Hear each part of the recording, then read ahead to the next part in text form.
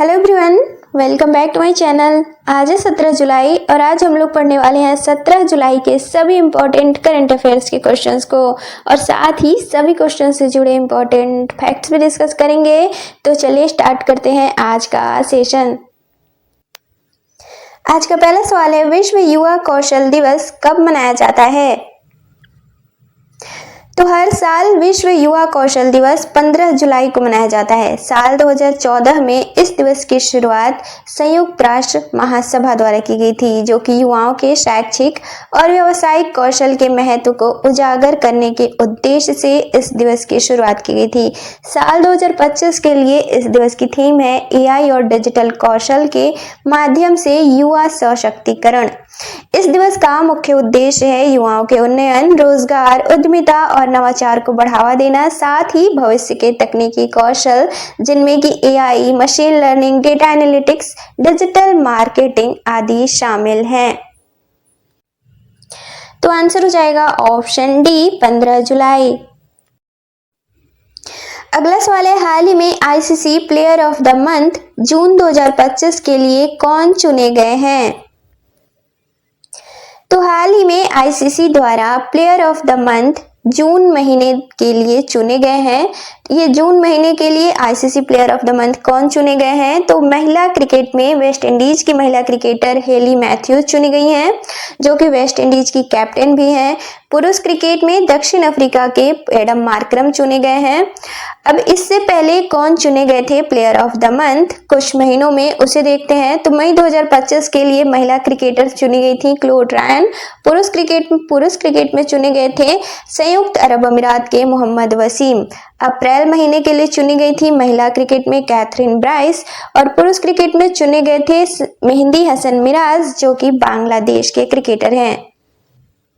मार्च महीने के लिए महिला क्रिकेट में चुनी गई थी जॉर्जिया वुल, जो कि ऑस्ट्रेलिया की हैं, और पुरुष क्रिकेट में चुने गए थे भारत के श्रेयस अय्यर। फरवरी 2025 के लिए महिला क्रिकेट में चुनी गई थी अलाना किंग, जो कि ऑस्ट्रेलिया की हैं, जबकि पुरुष क्रिकेटर भारत के शुभमन गिल चुने गए थे। जनवरी 2025 में चुनी गई थी ऑस्ट्रेलिया की बेथ मुनी, जबकि पुरुष क्रिकेट में वेस्ट इंडीज के जोमेल बोरिगन चुने गए थे प्लेयर ऑफ द मंथ। तो आंसर हो जाएगा यहाँ ऑप्शन डी में रहना चाहिए था। ए और बी दोनों नहीं है, फिर भी ए और बी दोनों इसका राइट आंसर हो जाएगा, यानी कि हेली मैथ्यूज और एडम मार्करम दोनों। अगला सवाल है, हाल ही में पटना उच्च न्यायालय के मुख्य न्यायाधीश कौन नियुक्त किए गए हैं? तो हाल ही में पटना उच्च न्यायालय के मुख्य न्यायाधीश न्यायमूर्ति विपुल एम पंचोली नियुक्त किए गए हैं, जो कि पटना हाईकोर्ट के 45वें मुख्य न्यायाधीश हैं।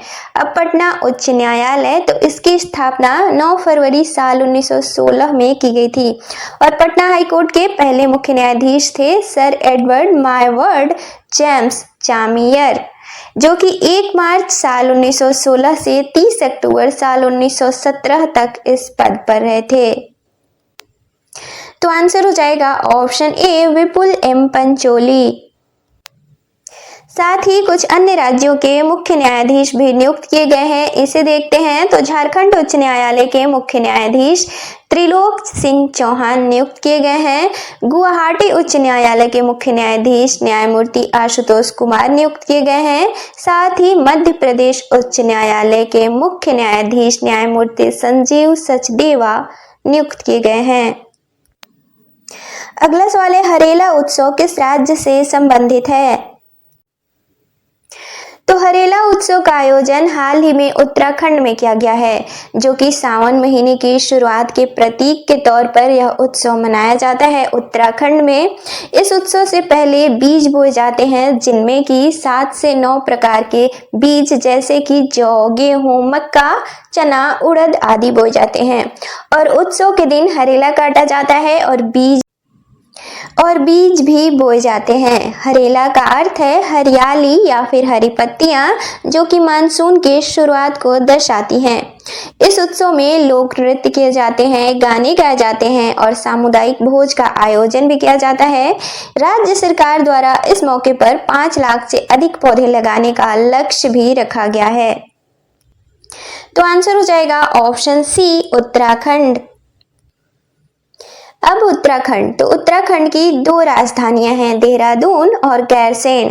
उत्तराखंड के वर्तमान मुख्यमंत्री हैं पुष्कर सिंह धामी और वर्तमान राज्यपाल हैं गुरमीत सिंह। उत्तराखंड का गठन 9 नवंबर साल 2000 को किया गया था, जो कि यूपी से अलग करके किया गया था। उत्तराखंड का पुराना नाम था उत्तरांचल। साल 2007 में इसका नाम बदलकर उत्तराखंड कर दिया गया। अगला सवाल है, हाल ही में मेजर क्रिकेट लीग 2025 का खिताब किसने जीता है? तो मेजर क्रिकेट लीग 2025 इसकी विजेता टीम हाल ही में रही है एमआई न्यूयॉर्क, जिसके कप्तान थे निकोलस पूरन, और उप विजेता टीम रही है वॉशिंगटन फ्रीडम। इसमें 6 टीमों ने भाग लिया था। प्लेयर ऑफ द सीरीज इस टूर्नामेंट इस लीग में रहे हैं माइकल ओवेन, जो कि वॉशिंगटन फ्रीडम से खेल रहे थे। सर्वाधिक रन मोनांक पटेल ने बनाया, जो कि न्यूयॉर्क एमआई के थे। सर्वाधिक विकेट जेवियर बार्टलेट द्वारा लिए गए, जबकि दूसरी बार यह खिताब एमआई न्यूयॉर्क ने जीता है। तो आंसर हो जाएगा ऑप्शन ए, एमआई न्यूयॉर्क। अगला सवाल है, हाल ही में संयुक्त राष्ट्र जनसंख्या पुरस्कार 2025 से किसे सम्मानित किया गया है? तो हाल ही में संयुक्त राष्ट्र जनसंख्या पुरस्कार 2025 से वर्षा देशपांडे को सम्मानित किया गया है, जो कि इन्हें यह अवार्ड व्यक्तिगत श्रेणी में दिया गया है। सम्मान के तौर पर एक स्वर्ण पदक, डिप्लोमा और नगद राशि दिए गए। वर्षा देशपांडे मूल रूप से सतारा, महाराष्ट्र की रहने वाली हैं। साल 1960 में इन्होंने दलित महिला विकास मंडल की स्थापना की थी। संयुक्त राष्ट्र जनसंख्या पुरस्कार पाने वाली तीसरी भारतीय बनी है वर्षा देशपांडे। इनसे पहले इंदिरा गांधी साल 1983 में इन्हें अवार्ड दिया गया था, जबकि जे.आर.डी. टाटा को साल 1992 में यह अवार्ड दिया गया था। तो आंसर हो जाएगा ऑप्शन बी, वर्षा देशपांडे। अगला सवाल है, एक्सियोम स्पेस का मुख्यालय कहाँ स्थित है? तो एक्सियोम 4 मिशन के तहत हाल ही में 4 अंतरिक्ष यात्रियों को अंतरराष्ट्रीय अंतरिक्ष स्टेशन पर भेजा गया था, जो कि अंतरिक्ष पर इन अंतरिक्ष यात्रियों ने 18 दिन तक समय बिताया है। इन 18 दिनों में 60 प्रयोग किए, जिनमें से 7 भारत के लिए हैं। अब एक्सियोम 4 मिशन, तो यह ISRO, NASA, European space agency और एक्सियोम स्पेस का संयुक्त मिशन है। इस मिशन में 4 अंतरिक्ष यात्री कौन से थे? तो पहले शुभांशु शुक्ला, जो कि भारत के थे, दूसरे पैडी विट्सन, तीसरे स्लावोज उजनान्स्की, विस्निव्स्की जो कि पोलैंड से थे, चौथे थे टिपोर कापू जो कि हंगरी से थे। इन चारों ने क्रू ड्रैगन 213 नामक अंतरिक्ष यान से उड़ान भरी, जो कि फाल्कन 9 रॉकेट के द्वारा इस अंतरिक्ष यान का सफल प्रक्षेपण किया गया, जो कि 25 जून 2025 को अमेरिका के फ्लोरिडा के कैनेडी स्पेस सेंटर से सफल प्रक्षेपण किया गया। अब अंतरराष्ट्रीय अंतरिक्ष स्टेशन यानी कि इंटरनेशनल स्पेस स्टेशन है क्या?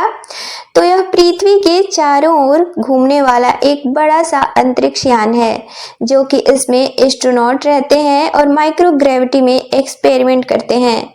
28,000 प्रति घंटे की रफ्तार से यह ट्रैवल करता है और हर 90 मिनट में पृथ्वी की परिक्रमा पूरी कर लेता है।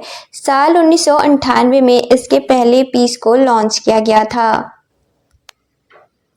अब भारतीय अंतरिक्ष यात्रियों की बात करें तो पहले भारतीय अंतरिक्ष यात्री थे राकेश शर्मा, जिन्होंने 3 अप्रैल साल 1984 को अंतरिक्ष के लिए उड़ान भरी थी और सोयूज T11 यान से अंतरिक्ष के लिए उड़ान भरी थी।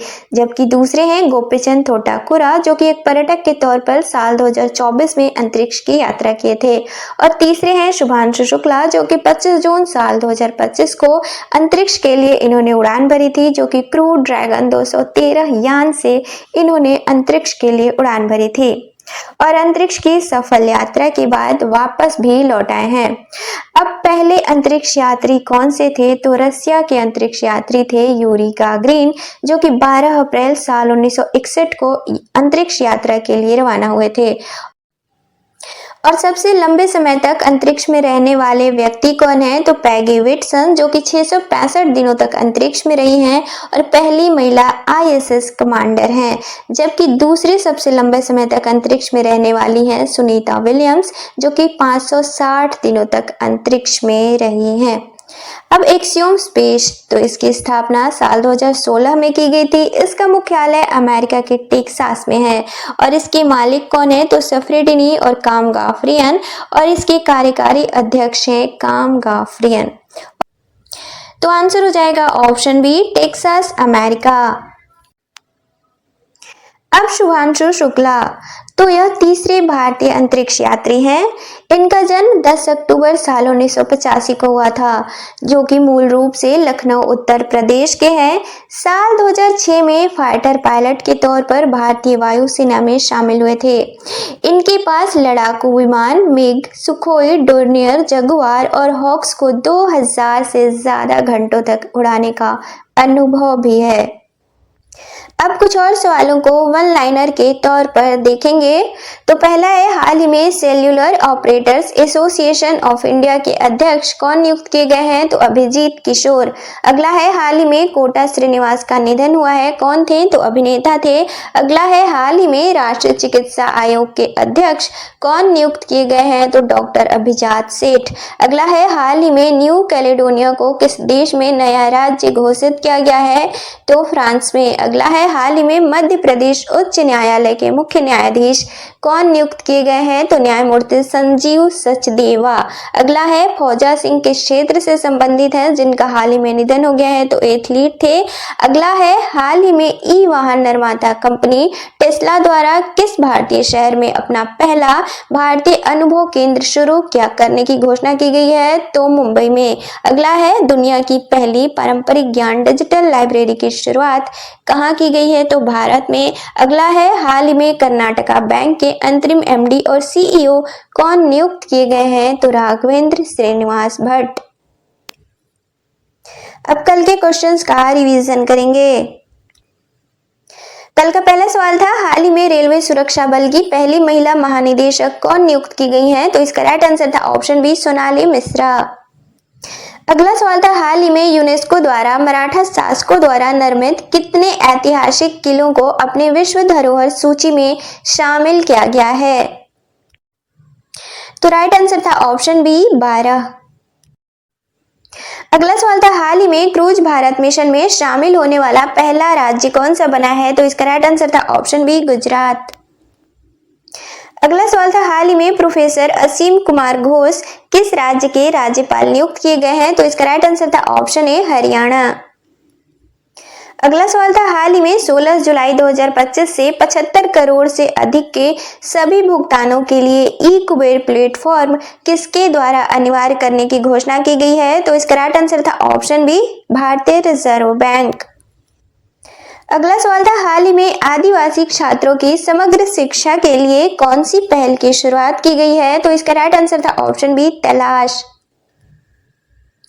अगला सवाल था, हाल ही में किस राज्य सरकार द्वारा युवा आयोग के गठन को मंजूरी दी गई है? तो इसका राइट आंसर था ऑप्शन डी, बिहार। और कल के वन लाइनर के सवाल थे। पहला था, हाल ही में भारत के 87वें ग्रैंड मास्टर कौन बने हैं? तो हरिकृष्णन ए। अगला था, भारतीय सेना द्वारा अमरनाथ यात्रियों की सुरक्षा के लिए कौन सा ऑपरेशन चलाया जा रहा है? तो ऑपरेशन शिवा। अगला था, मोहम्मद बुहारी किस देश के पूर्व राष्ट्रपति थे जिनका हाल ही में निधन हो गया है? तो नाइजीरिया के। अगला था, हाल ही में कहाँ भारत के प्राचीन पांडुलिपि ज्ञान के संरक्षण के लिए पहले वैश्विक पांडुलिपि विरासत सम्मेलन का आयोजन किया गया है? तो नई दिल्ली में। अगला था, पर्यावरण अनुकूल माल परिवहन को बढ़ावा देने के लिए हाल ही में कौन सी योजना शुरू की गई है? तो पीएम ई ड्राइव योजना। अगला था, अर्थुनकल पुलिस स्टेशन किस राज्य में स्थित है जो भारत का पहला आईएसओ प्रमाणित स्टेशन बना है? तो केरल में। अगला था, विंबलडन 2025 में महिला एकल का खिताब किसने जीता है? तो ईगा स्वियातेक ने, जो कि पोलैंड की हैं। अगला था, हाल ही में क्लब विश्व कप के पहले संस्करण का खिताब किसने जीता है? तो चेल्सी ने। अगला था हाल ही में केंद्रीय युवा कार्य मंत्रालय द्वारा युवा आध्यात्मिक शिखर सम्मेलन का आयोजन कहाँ किया गया है, तो वाराणसी उत्तर प्रदेश में। और कल का लास्ट क्वेश्चन था अंतर्राष्ट्रीय शार्क जागरूकता दिवस कब मनाया जाता है, तो 14 जुलाई को।